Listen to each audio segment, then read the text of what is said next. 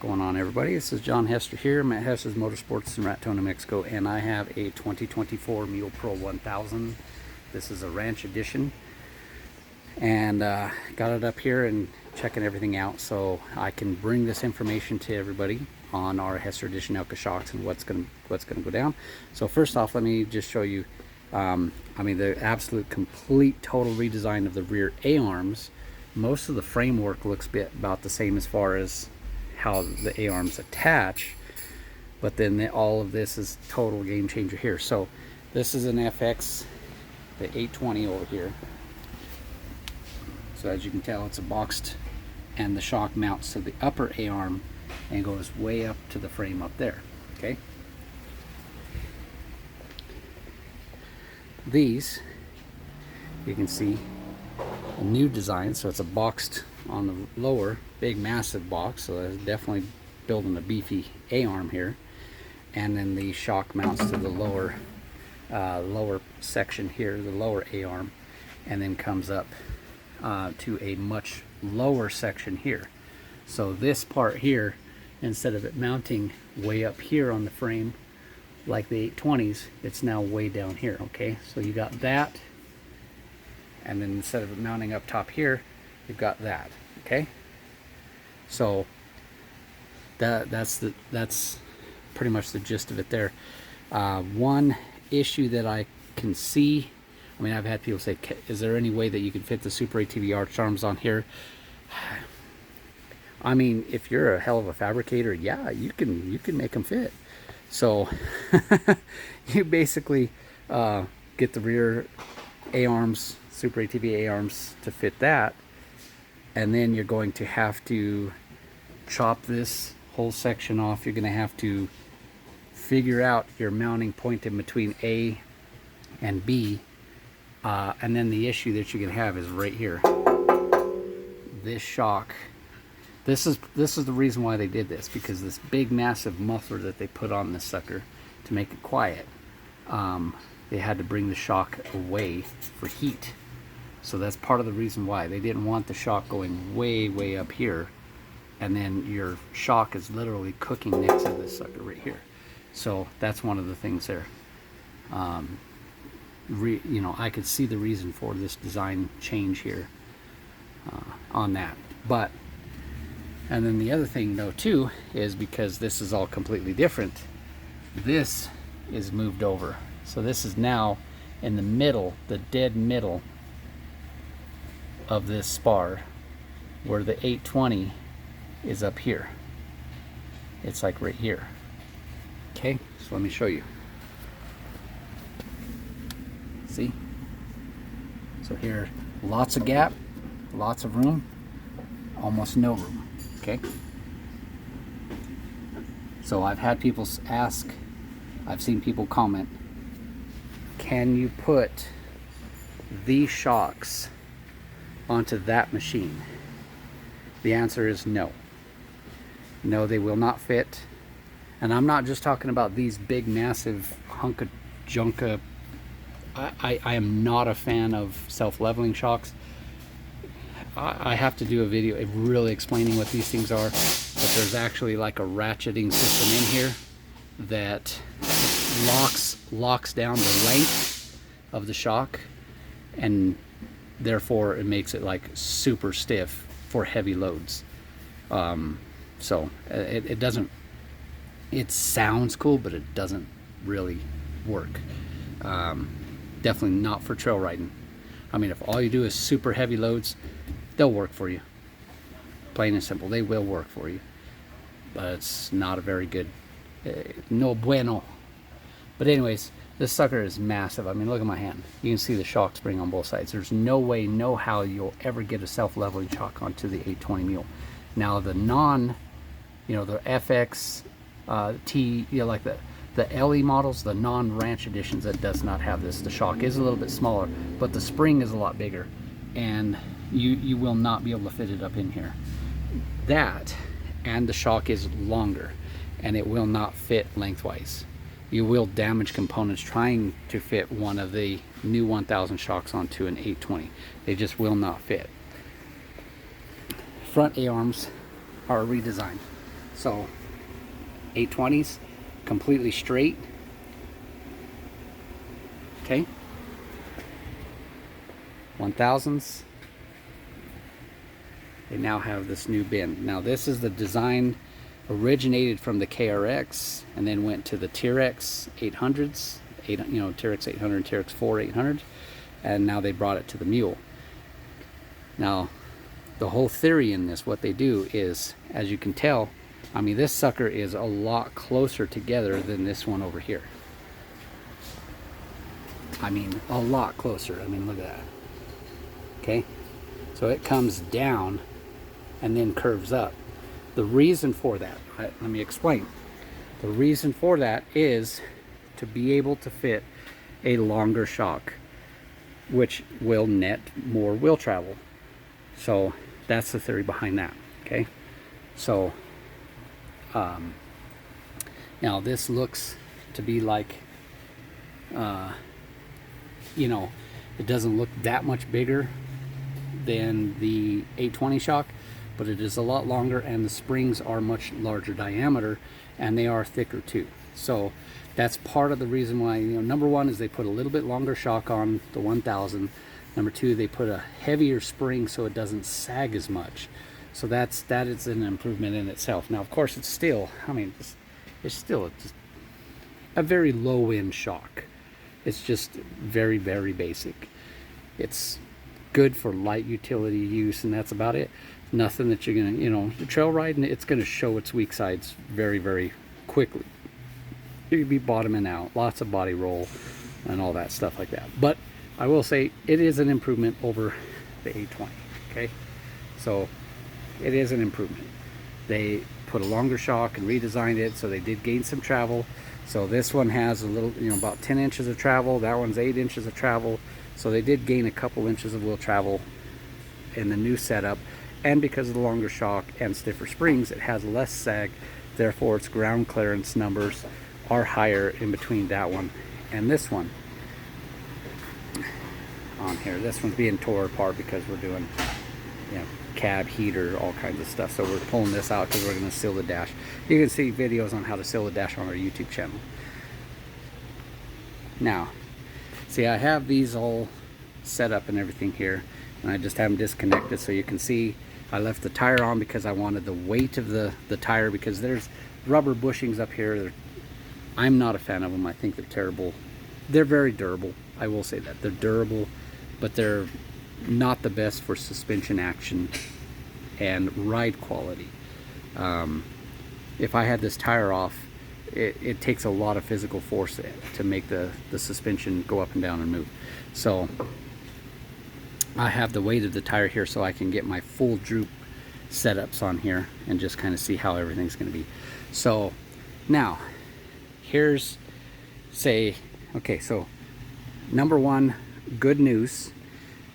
If you currently have an 820 and you have our Hester Edition Elka shocks on it, and you're wanting to know, can I put my Hester Edition Elka shocks onto my new 1000? The answer is yes. Yes, you can. Nothing in here has changed as far as the mounting.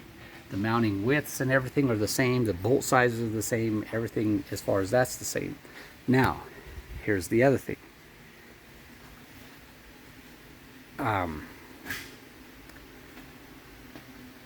With that in mind, this and then just the design changes and how they redid everything, that shock coming off of there, our Hester Edition Elka shock coming off of there and putting it onto here, will not give you the full potential of what I'm going to do with new shocks. So I will make a Mule 1000 specific shock because I like to maximize everything as much as possible, and I will make an even more impressive shock than what those were. Will it be an improvement? If you take your Hester Edition Elka shocks off of your 820 and put it onto your new 1000, will it be an improvement? Yes, in every way. Yes, you'll probably gain. I can't sit here and tell you exactly because I don't have shocks here that I could put it on and do all this testing to get you these raw numbers right now. I'm just basically giving you the gist of everything, so that way you can kind of see what's going on and the difference in the Kawasaki Mule Pro. You're going to gain some wheel travel, yes, because on that machine, just taking our shocks out of the box, putting it on, you're going to gain 3 inches of suspension lift and 4 inches of wheel travel. On this one here, you're probably going to gain about 1.5 inches lift over these, and probably 2 inches of wheel travel, because that's 4 inches of wheel travel. This has gained 2 inches of wheel travel over that versus in stock form. So that's just basic math. So I'm giving you the rough numbers. If you put our 820 shocks on here, you're going to get probably about 1 inch, 1.5 inches worth of lift over what it is now, because it's already higher than that one. It's already higher, keep that in mind. So it's essentially like the same type of numbers. You know, you're going to have 12 inches of wheel travel and X amount of ground clearance with X size tires, whatever setup that you're going to do. But I am going to, because it's kind of opened up a little bit more, so I'm going to put a bigger shock on these, and I'm going to make a newer shock. I mean, it's not like, oh my god, the Mule 1000 shocks are going to absolutely decimate those. We're probably going to come out, by the time I'm done with the new shocks, I'm probably going to gain another 1/2 inch of lift and maybe another inch or so of wheel travel. So I'm looking probably on this overstock, rough numbers, about 2-inch lift and 3 inches more wheel travel over the 1000 number. So that's going to be 13 inches of wheel travel, and set up a couple of inches higher than the already higher 1000 sits than that one over there. Okay, so in every way it's going to be more superior, and of course ride quality, load carrying capabilities, all that stuff. I have done, and the Yamaha Wolverines that have the load leveling, the Honda Pioneers that have the load leveling, every single person that has done that has taken these suckers off. And I mean, these suckers are almost 20 pounds of shock, and getting rid of them, and with all that locking mechanism in here, because what happens is, a brief explanation. Inside here, it has these locking mechanisms, and what it does is it's sitting at, say, I'm just going to use some round numbers. Let's say we're sitting at 10 inches of ground clearance stock, and then you throw in 1,000 pounds. This sucker's going to compress down probably 6 inches, right? And you're going to be sitting at, okay, what did I say, 10 inches? So I'm just using round numbers. So let's say we start out at 10 inches, it compresses down, and now you're sitting at 4 inches of ground clearance from the ground. Now you drive along, and as it hits a couple bumps in here, it's sensing, hey, we're riding much lower in the stroke. Once this shock extends out, we need to ratchet and lock its length down. So then you'll go from 4 inches, you hit a bump, and bam, you're at 6 inches, and then bam, oh, you're at like 8 or 9 inches of ground clearance with 1,000 pounds in the bed, and you're like, man, it's only compressed 2 inches, 2 to 4 inches. You know, it's only compressed like that much, which isn't that much with 1,000 pounds, instead of it being smashed down to nothing. But what happens is these are now bricks. It has virtually dang near locked this sucker down to keep the weight, to keep your ground clearance up, you know, because it doesn't like magically make the spring stiffer. It doesn't magically increase valving. It doesn't do any of that. This is all mechanical inside here. It's all mechanical inside the shock. And that's basically the gist of how the system works on these UTVs, the load leveling systems. So everybody that takes these suckers off, gets rid of them, puts on a high performance shock that's valved and sprung correctly, we can still carry, you could see many people with the 820s that have that sucker loaded to the roof with wood and everything, and it's still got plenty of ground clearance, and it holds the weight so much better. It's going to be the same thing on this 1000, but its off-road performance and ride quality is going to be vastly improved over those suckers. It's a big difference. Now, if this machine is just unloaded and you just have, let's say 2 adults, 2 kids, that suspension's barely working in the back, so the cambers don't actually kick in to really stiffen it up. So if you're super light, you're going to be like, well, it doesn't seem like it's that stiff. It still rides good. Yeah, these are made for big heavy loads. That's the whole theory behind it. They're looking at, you know, hey, we're seeing what people are doing with these Kawasaki Mules and what they're carrying and all that stuff, and that's why they kind of did that. So I get where they're going with it. They're trying to satisfy the owner, the heavy duty load worker, but they're dissatisfying the recreation trail rider with these. If you don't want to get our Hester Edition Elka shocks and you find out that you don't like these, you can simply just buy the 2 rear shocks off an LE or a camo, because those are a non-leveling, load leveling, and just put them on the rear. But you're probably going to pay $600 a shock, so you're going to spend like $1,200, and our Hester Edition Elka Stage 1s are $1,625 for the whole set of 4, and will annihilate this whole thing. So, you know, think smart. Think smart, you know. So let's we'll get that all figured out there. But anyways, I am going to make a specific, just so I can because I'm very anal about that, and if there's anything that I could do to make it even better, I'll make it even better. Now, if you already have our Hester Edition Elka shocks, you need to ask yourself, is a 1/2 inch of ground clearance and maybe 1 inch more wheel travel worth it for you selling your shocks off your 820 and buying a new set of shocks? That's a question for you and you alone, nobody else. You know, is it going to be that big of an improvement? I mean, if you're the type of person like, I want the best, then yeah, then do that. Sell your shocks to somebody that has an 820 and buy the new 1000 shocks.